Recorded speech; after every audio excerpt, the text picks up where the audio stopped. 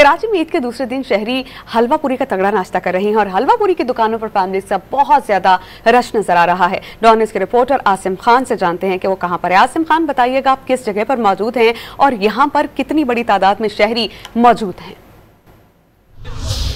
जी, आज ईद का दूसरा रोज़ है और जहाँ पर अगर बात की जाए कि ईद के मुख्तलिफ रंग कराची में नज़र आते हैं, तो वहीं ईद पे सुबह का नाश्ता जो है उस पर हमें काफ़ी रश नज़र आता है रोज़ाना ही, क्योंकि पूरे महीने जिन्होंने हलवा पूरी नहीं खाई और अब वो लोग जो है बड़ी तादाद में शहर में जहाँ भी हलवा पूरी के स्टॉल्स लगे हुए हैं, दुकानें हैं, वहाँ पर हमें रश नज़र आ रहा है। इस पर मैं बंस रोड पर मौजूद हूँ। यहाँ पर भी आप देख सकते हैं, मैं अपने कैमरामैन साजिद अली से कहूँगा दिखा सकते हैं कि सिर्फ नौजवान बल्कि फैमिलीज़ की भी बड़ी तादाद है जो एंजॉयमेंट कर रही है। ख़वातीन का ये कहना है कि पूरे महीने उन्होंने अफ्तारी और सहरी बनाई घर में, तो अब जो है उन्होंने अपने मर्द हज़रात से ये गुजारिश की कि अब हमें कहीं बाहर नाश्ते के लिए खाने के लिए लेके जाएं, तो सुबह का नाश्ता यहाँ पे जारी है। आप देख सकते हैं कि यहाँ पे तमाम बच्चे भी अपनी ईदियाँ जमा करके नाश्ते को एंजॉय कर रहे हैं। हमारे साथ बच्चे मौजूद हैं, सब कैसा एंजॉयमेंट हो रहा है? अस्सलाम वालेकुम।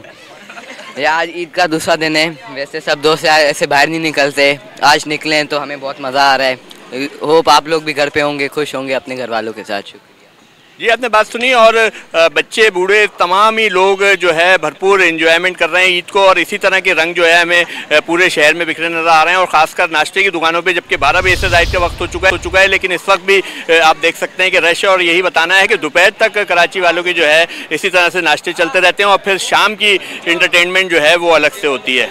जी, बहुत शुक्रिया, आप हमें बंस रोड से अपडेट कर रहे थे जहां पर शहरी नाश्ता कर रहे हैं और बहुत इंजॉय कर रहे हैं।